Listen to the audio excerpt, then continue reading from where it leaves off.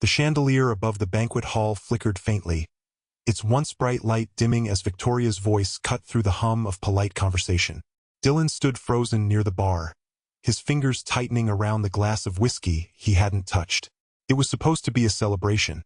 Some charity gala Victoria had insisted they attend, but now it felt more like a public execution. "Oh, Dylan," she drawled, her voice dripping with faux sweetness that made his stomach turn. She was perched on the edge of the stage, microphone in hand, her sequin dress catching the dim light like shards of broken glass. "Everyone knows you've been obsessed with your little detective games since you retired. But honestly, honey, don't you think it's time to grow up? Maybe take up golf like a normal husband?" The room erupted in uneasy laughter, the kind that's more about discomfort than amusement. Dylan's jaw clenched as he scanned the faces of their so-called friends. People he'd known for years, people who had sat at their dinner table, laughed at his jokes, shared his whiskey. Now they were all avoiding his gaze, their eyes darting to their plates or their drinks or anywhere but him. Victoria wasn't done. "I mean, let's be real," she continued, her tone sharpening like a knife. "How many times can you solve the mystery of the missing TV remote before it stops being cute?" More laughter, louder this time, though it still felt hollow. Dylan's glass felt like it was melting in his hand, the condensation dripping down his fingers like sweat. He glanced at the empty seat next to Victoria, the one he was supposed to occupy. She'd insisted he sit there earlier, but now he was glad he hadn't. The thought of being that close to her, of pretending to laugh along while she carved him up in front of everyone, made his skin crawl. The chandelier flickered again, its light now so dim it barely illuminated the room. Dylan could feel the weight of the moment pressing down on him, the way it always did when he was closing in on a suspect. Except this time, the suspect wasn't some stranger. It was his wife. And the crime wasn't theft or fraud. It was something far worse. Humiliation, betrayal, the slow erosion of everything he thought they had. Victoria's laughter echoed in his ears, sharp and mocking, as she moved on to her next target. But Dylan wasn't listening anymore. His mind was already racing, piecing together fragments of the past. The late nights she'd claimed were for yoga classes, the sudden interest in self-care that always seemed to involve expensive spa trips, the way she'd started dressing differently lately, like she was trying to impress someone who wasn't him. The whiskey in his glass caught the dim light, its amber hue dark and uninviting. He set it down on the bar, untouched. He didn't need a drink. What he needed was answers. And for the first time in years, he felt the familiar itch of his old detective instincts kicking in. This wasn't just a bad night. This was the beginning of something he couldn't ignore. As the room buzzed with forced laughter and clinking glasses, Dylan slipped out the side door, the cool night air hitting him like a slap. Behind him, the chandelier flickered one last time before going dark. The rain tapped against the window like a persistent Morse code, each drop a reminder of the storm brewing inside the house. Dylan sat at the kitchen table, his hands wrapped around a mug of coffee that had long gone cold. Ethan hovered in the doorway, his sneakers scuffing the floor as he shifted his weight from one foot to the other. The kid looked like he was carrying the weight of the world on his shoulders, and Dylan knew that look. It was the same one he'd seen on perps who were about to confess something that would change everything. "Dad," Ethan began, his voice cracking like a teenager's, though he was well into his 20s. He cleared his throat, but it didn't help. "There's something I need to tell you." Dylan set the mug down, the ceramic clinking against the table. His detective instincts kicked in, that sharp, gnawing feeling in his gut that told him whatever was coming wasn't going to be good. But this wasn't a case. This was his son. "Sit down," Dylan said, gesturing to the chair across from him. Ethan hesitated, then dragged himself over and slumped into the seat. He wouldn't meet Dylan's eyes, his gaze instead fixed on the cracked family photo on the mantelpiece. Dylan remembered the day that photo was taken, a picnic in the park back when things were still good, or at least when he thought they were. Now, the crack running through the glass seemed to split the image right down the middle, separating him and Ethan from Victoria. Ethan reached into his pocket and pulled out a crumpled photo, his hands trembling like he was holding a live wire. He slid it across the table, and Dylan's breath caught in his throat. It was Victoria, all right, but not the Victoria he knew. This version of her was laughing, her head tilted back, her hand resting on the arm of some muscle-bound guy with a gym tan and a smug grin. The kind of guy who probably spent more time flexing in mirrors than actually working out. "Who is that?" Dylan asked, his voice low and steady, though his knuckles were white where he gripped the edge of the table. "The guy from the gym," Ethan said, his voice barely above a whisper. "I've seen them together a few times. I didn't want to say anything, but I couldn't keep it from you anymore." Dylan's mind raced, piecing together the fragments of the last few months. Victoria's late nights at the gym, her sudden interest in yoga retreats, the way she'd started dressing differently, like she was trying to impress someone. He chalked it up to a midlife crisis, something harmless. But this was something else entirely. "How long?" Dylan asked, his voice cracking now, too. Ethan hesitated, then let out a shaky breath. "A year, maybe more. I caught them together at the gym once. They were close, too close. And then I started noticing things. Calls she'd take in the other room, texts she'd delete as soon as they came in. I didn't want to believe it, but..." Dylan's chest tightened, the room suddenly feeling too small, the air too thick. He stood up abruptly, the chair scraping against the floor, and walked over to the mantelpiece. He picked up the cracked photo, running his thumb over the jagged edge of the glass. The memories it held felt like they belonged to someone else now, a life that had been stolen out from under him. "Why didn't you tell me sooner?" he asked, his voice barely audible. "I didn't want to hurt you," Ethan said, his voice breaking. "And I guess I kept hoping I was wrong." Dylan turned to face his son, the photo still clutched in his hand. Ethan looked so much like him, the same square jaw, the same stubborn set to his shoulders. But he also looked like Victoria, and that was the hardest part.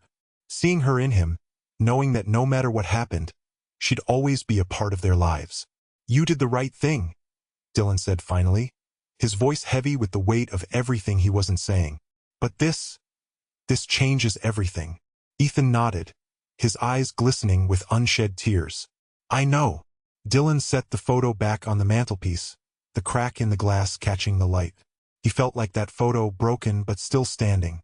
And as much as it hurt, he knew one thing for certain. The truth was out now, and there was no going back.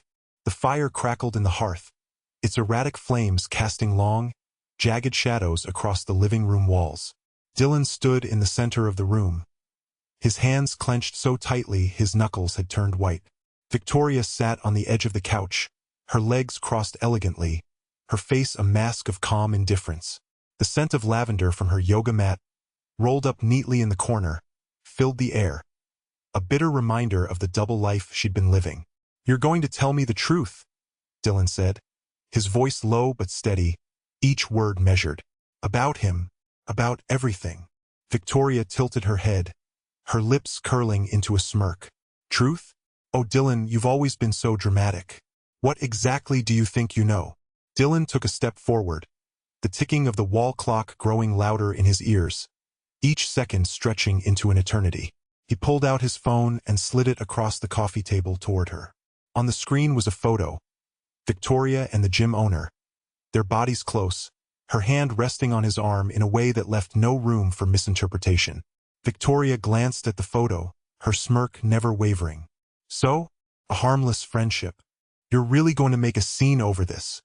"Harmless?" Dylan's voice cracked, the anger he'd been holding back beginning to seep through. "Ethan saw you. He told me everything. How long has this been going on? How long have you been lying to me?" Victoria leaned back, her laughter soft but cutting, like the edge of a blade. "Oh, Dylan, always playing detective, aren't you? Always looking for clues, for problems. Maybe if you'd spent half as much time paying attention to me as you do to your precious case files, we wouldn't be here." The fire roared suddenly, a log shifting and sending sparks flying. Dylan felt the heat on his face, but it was nothing compared to the fire burning inside him. "Don't turn this around on me. This isn't about my job. This is about you, about what you've done." Victoria stood, her movements deliberate, her eyes never leaving his. "What I've done? Let's talk about what you've done, Dylan.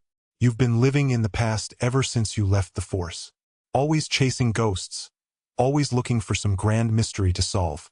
You've been absent emotionally, physically. You think I didn't notice? You think I didn't feel it?" Dylan's jaw tightened. He wanted to shout, to let the anger pour out of him, but he forced himself to stay composed. So that's your excuse? That I wasn't present enough for you? That justifies sneaking around behind my back? Humiliating me in front of our friends? Victoria took a step closer, her voice softening, but her words still sharp. You don't get it, do you? I needed someone who saw me, who wanted me, someone who didn't treat me like an afterthought.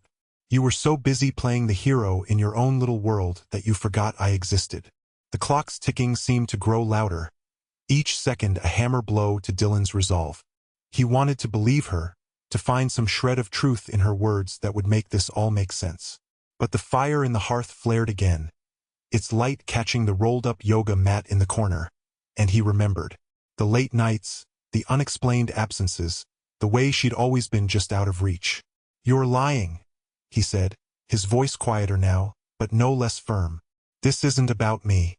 This is about you, about your choices, and I'm done pretending it's anything else. Victoria's smirk faltered for the first time, her mask slipping just enough for Dylan to see the cracks. She opened her mouth to speak, but no words came out. Instead, she turned away, her gaze falling to the fire, its flames dancing wildly, reflecting the turmoil in the room. Dylan took a deep breath, the weight of her betrayal settling over him like a heavy blanket. He didn't need her confession anymore. He already knew the truth. And for the first time in years, he felt clear-headed, his path forward unmistakable. We're done, he said, his voice steady, his hands finally unclenching. There's nothing left to say. Victoria didn't respond. She just stood there, her silhouette framed by the firelight, her yoga mat a silent witness to the life she'd chosen, and the one she'd thrown away. The study smelled faintly of old paper and the cedarwood polish he'd used on the desk years ago. Dylan sat there, the dim glow of his desk lamp cutting through the darkness, casting jagged shadows across the walls. The room felt smaller than it ever had, the weight of the past pressing in from all sides.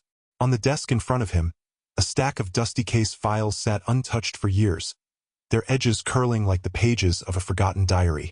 He ran a finger along the top folder, the grit of dust sticking to his skin. It was strange, he thought, how the past never really left you. It just waited, silent and patient, for you to come back to it. He opened the first file, the brittle paper crackling as he flipped through the pages. Photos of crime scenes, witness statements, timelines scribbled in his own hurried handwriting. It was all there, the remnants of a career he'd once been proud of. He'd always prided himself on his ability to see what others missed, to piece together the fragments of a story that didn't want to be told. But now, sitting in the quiet of his study, he felt like a fraud. How could he have missed the signs in his own life? How could he have been so blind? The magnifying glass on the desk caught the light, its handle cool against his palm as he picked it up. He'd used it countless times to examine evidence, to find the tiny details that could crack a case wide open. Now, he held it up to the dim light, watching the way it distorted the room around him. It felt like a cruel joke, this tool of clarity, sitting useless in his hand. He set it down with a soft clink, the sound echoing in the stillness. His mind wandered back to the early days with Victoria. He'd been so damn sure of her, so convinced that she was different. She'd been charming, magnetic even, with a laugh that could light up a room. But now, as he sifted through the debris of their marriage, he saw the cracks he'd ignored. The late nights at the gym, the sudden interest in self-care retreats, the way she'd always been just a little too quick to deflect when he asked where she'd been. He'd written it off as stress, as her needing space. But the truth was, he'd been too afraid to look closer. A sudden memory surfaced, sharp and unrelenting. It was a few months ago, just after one of her retreats. She'd come home with a tan, her skin glowing, and a new necklace around her throat. A delicate silver chain with a small pendant shaped like a lotus. He'd complimented her on it, and she'd smiled. But there was something in her eyes, something he couldn't quite place. Now he knew what it was. Guilt. He should have seen it then. He should have known. The clock on the wall ticked loudly, each second a reminder of the time he'd wasted. He leaned back in his chair, the leather creaking beneath him, and let out a long, shaky breath. The anger was still there, simmering just beneath the surface, but it was dulled now, tempered by the weight of his own failure. He'd spent his career chasing the truth, but he'd been running from it in his own life. And for what? To keep the peace? To avoid the ugly, inevitable confrontation, he reached for the whiskey bottle he kept in the bottom drawer, the glass cool against his fingers as he poured himself a drink. The first sip burned, the familiar warmth spreading through his chest. He stared at the amber liquid, watching the way the light caught in the glass. It was funny, in a way. He'd spent so much time looking for answers in other people's lives, but he'd never stopped to examine his own. The shadows in the room seemed to grow longer as the night wore on, the silence pressing in around him. He knew what he had to do now. He couldn't keep pretending, couldn't keep ignoring the truth. It was time to face it, no matter how much it hurt. He reached for the magnifying glass again, gripping it tightly in his hand. This time, he wouldn't look away. The glow of Dylan's laptop screen cast an eerie light across the darkened study. He sat hunched over, the rhythmic tapping of his fingers on the keyboard the only sound in the room. The spreadsheet before him was a labyrinth of numbers and transactions, each line a breadcrumb leading him deeper into the maze of Victoria's deceit. His coffee had gone cold hours ago, but he barely noticed. The numbers didn't lie, and neither did the receipts he'd found earlier that evening, tucked carelessly into the pocket of her yoga bag. It had started with a simple hunch. A hunch that led him to their joint account, one he rarely checked, trusting her to manage their finances. But something about the way she'd been so defensive when he'd asked about their savings last week had gnawed at him. Now, as he scrolled through the transactions, he saw it. Unauthorized withdrawals, mysterious transfers, and charges for things they'd never discussed. A $1,200 charge for a boutique hotel in Sedona. A $500 charge at a high-end jewelry store. A $300 dinner at a restaurant he'd never even heard of. His stomach churned as he cross-referenced the dates. The Sedona trip? That was the weekend she'd claimed to be at a silent retreat. The jewelry? A silver bracelet she'd found at a flea market. The dinner? The night she'd said she was working late. His jaw tightened as he pulled up another account, one he hadn't even known existed. A secret savings account, funded by their joint money, with withdrawals that matched the dates of her so-called spiritual journeys. Dylan leaned back in his chair, his hands trembling as he ran them through his hair. The receipts from her yoga bag had been the final nail in the coffin. A spa weekend in Napa, a first-class flight to Miami, a receipt for a bottle of champagne and a box of chocolates, delivered to the gym owner's address.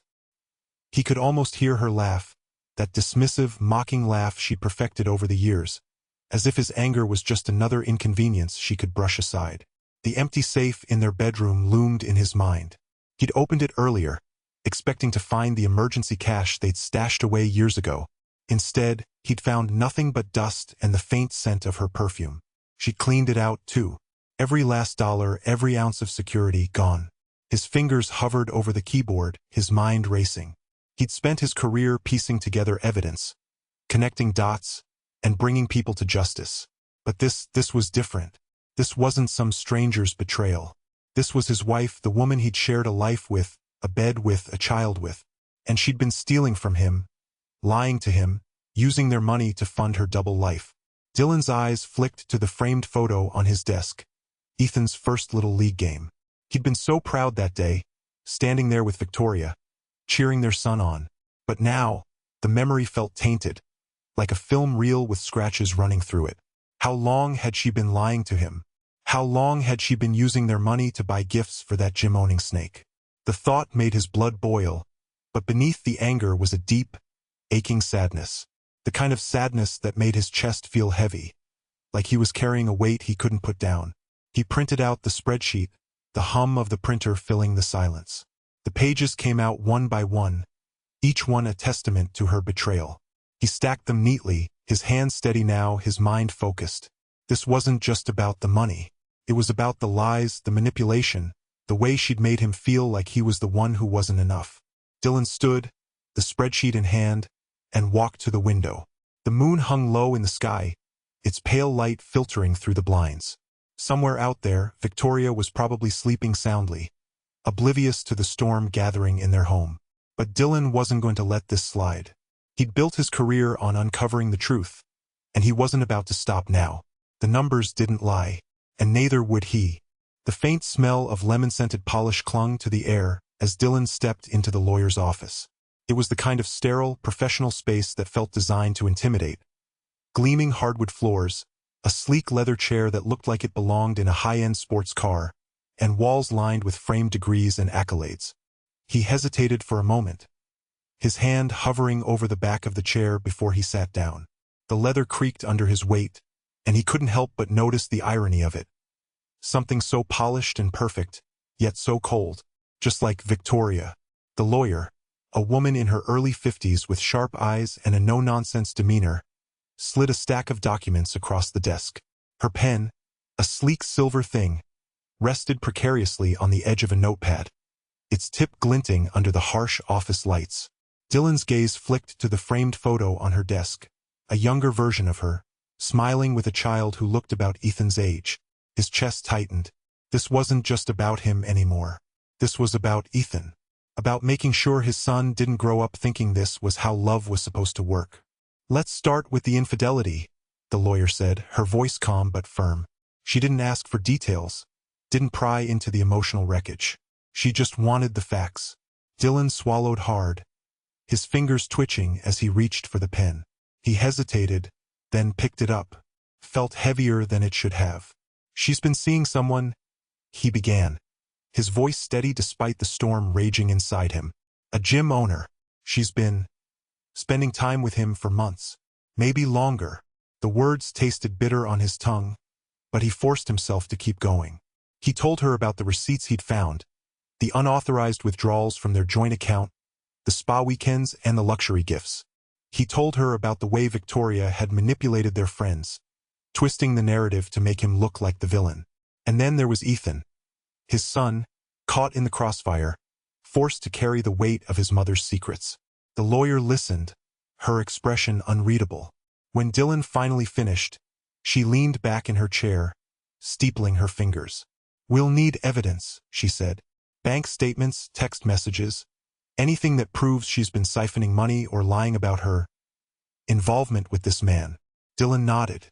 He'd already started compiling it. A folder of damning receipts, screenshots of text conversations, even a few photos Ethan had taken, shaky and out of focus but undeniable. He slid the folder across the desk, his hand trembling slightly. The lawyer opened it, flipping through the contents with a practiced efficiency. Her expression didn't change, but Dylan thought he saw a flicker of something. Disgust? Sympathy? In her eyes. "This is good," she said finally, closing the folder. "We'll use this to build a case. But you need to be prepared. This could get messy. She's not going to give up without a fight." Dylan's jaw tightened. He thought about Victoria's mocking laughter, the way she'd looked at him in the banquet hall like he was nothing. He thought about the way she'd twisted their friends against him, the way she tried to make him doubt himself. "I'm ready," he said, his voice low but firm. "I'm done letting her win." The lawyer nodded, reaching for her pen again. She scribbled something on her notepad, then looked up at him. "This isn't just about money," she said, her tone softer now. "This is about closure. About making sure she can't hurt you or your son anymore." Dylan's gaze drifted back to the photo on her desk. The child's smile was wide and carefree, the kind of smile Ethan hadn't had in months. "I know," he said quietly. "That's why I'm here." As he left the office, the weight of the pen still in his hand, he felt a strange mix of emotions. Anger, sadness, but also a flicker of something he hadn't felt in a long time. Hope. He wasn't just fighting for himself anymore. He was fighting for Ethan, for the life they deserved. And for the first time in months, he felt like he might actually win. It started with a single notification. Dylan was sitting at his kitchen table, nursing a cup of black coffee that had long gone cold, when his phone buzzed. The screen lit up with a message from their old college group chat. "Victoria has been removed from the group." He didn't react at first, just stared at the words like they were a puzzle he was still trying to solve. But then, slowly, a grim satisfaction settled in his chest. It wasn't vindication, not exactly. More like the first crack in a dam he'd been watching for years. The evidence had been easy to share. Dylan wasn't the type to air his dirty laundry. But this wasn't about him anymore. It was about the truth. He'd forwarded emails, receipts, and screenshots to a few trusted friends, careful not to overshare or come across as bitter. Just the facts. just enough for them to see what he'd seen. And one by one, the dominoes began to fall. Victoria's social calendar, once packed with brunches and dinner parties, started to thin. The invitations stopped coming, replaced by awkward silences and polite excuses. Dylan heard about it secondhand, through Ethan, who'd overheard his mom ranting on the phone about how everyone was suddenly too busy to see her. The irony wasn't lost on him. She'd spent years building her web of charm and manipulation, and now it was unraveling faster than she could spin it back together. The final blow came at a charity gala. Dylan hadn't planned on going, he'd already donated anonymously, but Ethan convinced him. "You can't let her win," his son had said, and Dylan knew he was right. So he put on his best suit, straightened his tie, and walked into the ballroom like he owned the place. Victoria was there, of course, holding court near the bar. She was wearing a dress that cost more than his first car, her laughter ringing out like a bell. But something was off. The crowd around her was thinner than usual, the smiles forced. Dylan caught the way people glanced at her when they thought she wasn't looking, the subtle shifts in body language that spoke volumes. He didn't approach her. Instead, he lingered at the edge of the room, sipping a whiskey and watching as the night unfolded. At one point, Victoria tried to join a group of women she'd always been close to, but they made excuses and drifted away, leaving her standing alone with a half-empty wine glass in her hand. The sight should have made him feel something: anger, pity, maybe even triumph, but all he felt was tired. Later, as he drove home, he thought about the pile of unopened invitations gathering dust on her desk. He thought about the way she used to light up a room, commanding attention with nothing more than a smile. And he thought about the hollow look in her eyes when she realized the world she'd built was crumbling around her. Dylan didn't gloat. He didn't celebrate. He just went home, poured himself another drink, and sat in the quiet of his living room, wondering if she'd ever truly understand what she'd lost. The living room felt smaller than it ever had, the walls closing in as Victoria stood in the center of the room, her arms crossed tightly over her chest. Her usual poise was gone, replaced by a frantic energy that made her movements jagged and uncoordinated. Dylan sat in his armchair, the one he'd claimed years ago when they first moved into the house, his fingers tapping a slow, deliberate rhythm on the armrest. The sound of Ethan's music drifted faintly from upstairs, a steady bass line that kept Dylan grounded. "You're really going to do this?" Victoria's voice cracked, her words sharper than they needed to be. She paced the room, her heels clicking against the hardwood floor, each step a punctuation mark to her growing desperation. "After everything we've built? After all these years?" Dylan didn't answer right away. He let the silence stretch, watching her carefully. Her mascara was smudged, dark streaks running down her cheeks like cracks in a fragile surface. She hadn't bothered to fix it before coming to him, and that alone told him everything he needed to know. The Victoria he'd known would never have let herself be seen like this. The Victoria he'd known was always in control, always flawless.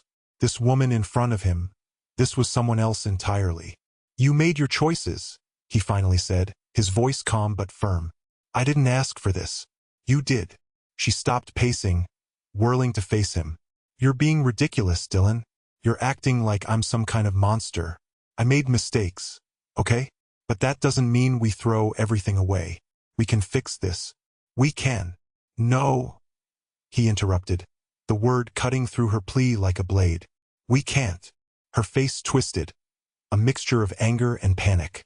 She took a step toward him, her hands trembling as she gestured wildly. "You're just going to give up? Just like that? You're going to let some fling ruin everything we have?" Dylan's jaw tightened. "It wasn't a fling, Victoria. Don't insult me by pretending it was." She flinched, her bravado faltering for a moment. But then she rallied, her voice rising as she tried to regain control. "You're being so cold about this, so heartless. Do you even care about me anymore? About us?" He leaned forward, resting his elbows on his knees, his gaze steady. "I cared, Victoria, more than you'll ever understand. But caring isn't enough when the other person doesn't respect you, when they lie to you, when they make you feel like a fool in front of everyone you know." Her eyes darted around the room, searching for something, anything, to hold on to. She reached for the teacup on the coffee table, her fingers tightening around it as if it could anchor her. But her grip was too tight, her hands too unsteady. The cups slipped from her fingers, shattering on the floor with a sharp, discordant sound. For a moment, neither of them moved. The shards of porcelain lay scattered between them, a jagged reminder of what they'd lost. Victoria stared at the mess, her chest rising and falling rapidly, before she looked back at Dylan. "You're really going to let it end like this?" she whispered, her voice breaking.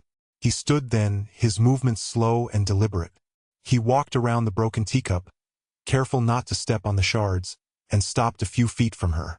"It already ended, Victoria. You just didn't want to see it." She reached for him then, her hand trembling as she tried to touch his arm. But he stepped back, out of her reach, and her hand fell limply to her side. The distance between them felt vast, unbridgeable. "You're going to regret this," she said, her voice low and venomous. "You're going to wake up one day and realize what you've thrown away." Dylan shook his head, a tired smile playing at the corners of his mouth. "I already did, Victoria, and then I woke up." He turned and walked out of the room, leaving her standing there amidst the broken pieces of their life together. The sound of Ethan's music grew louder as he climbed the stairs, a steady, reassuring rhythm that drowned out the silence downstairs. He didn't look back. Not once. The ink on the divorce papers was dry, the signatures a stark black against the sterile white. Dylan stared at them on the kitchen table, the weight of the moment pressing down on him like a storm cloud that had finally broken. He ran a finger over the edge of the stack, feeling the sharpness of the paper. It was done. Officially, legally, irrevocably done. Victoria had fought tooth and nail, but in the end, she walked away with far less than she'd expected. No more luxury spa weekends.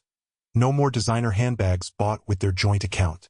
Just enough to keep her afloat, but not enough to keep her in the lifestyle she'd grown accustomed to. Dylan had made sure of that. He sat there for a long time, the silence of the house wrapping around him like an old, familiar blanket. The refrigerator hummed softly in the background, and somewhere outside, a dog barked. Normal sounds, life moving on. But inside, it felt like the world had stopped spinning. He thought about the early days, when Victoria's laughter had been genuine, when she'd looked at him like he was her whole world. He thought about the way she used to curl up next to him on the couch, her head resting on his shoulder, her fingers tracing patterns on his arm. He thought about the fights, the cold shoulders, the way she'd slowly turned their marriage into a battleground. And then he thought about Ethan, his son, who had been the one to finally shine a light on the darkness Victoria had been hiding. The new journal on his desk caught his eye, its leather cover still stiff and unbroken. He hadn't written in it yet, hadn't even opened it. It felt too final, like stepping over a threshold he wasn't sure he was ready to cross.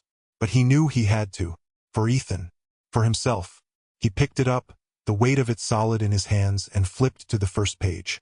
The blankness of it was almost overwhelming, but he forced himself to start. Today, the divorce was finalized. He wrote, the pen scratching against the paper. "I don't know if I feel relieved or just empty, maybe both, but it's done. And that's what matters." He paused, the words hanging in the air like an unfinished thought. Then he kept going, pouring out everything he'd been holding in. His anger, his sadness, his guilt. He wrote about the way Victoria had twisted their marriage into something unrecognizable, about the way she'd used their money to fund her double life. He wrote about the moment Ethan had told him the truth, about the way his son's voice had trembled as he handed over the photo of Victoria with the gym owner. And he wrote about the confrontation, the way Victoria had tried to gaslight him, to make him believe it was all his fault. But most of all, he wrote about the relief, the quiet, steady relief of knowing he was finally free. When he looked up, the sun was setting, the light streaming through the windows and casting long shadows across the room. The photo of him and Ethan at the baseball game caught his eye, and he smiled for the first time in what felt like forever. Ethan had been his rock through all of this, the one thing that kept him grounded when everything else felt like it was falling apart. They'd been spending more time together lately, just the two of them. They'd gone to games, cooked meals, even started watching old action movies on Friday nights. It wasn't perfect, but it was theirs. And for the first time in a long time, Dylan felt like he was doing something right. He closed the journal and set it back on the desk, the weight of it a little lighter now. The signed divorce papers were still there, a reminder of everything he'd lost and everything he'd gained. He picked them up and slid them into a drawer, out of sight but not out of mind. He knew the pain would linger, that the scars would take time to heal. But he also knew he was stronger than he'd ever given himself credit for.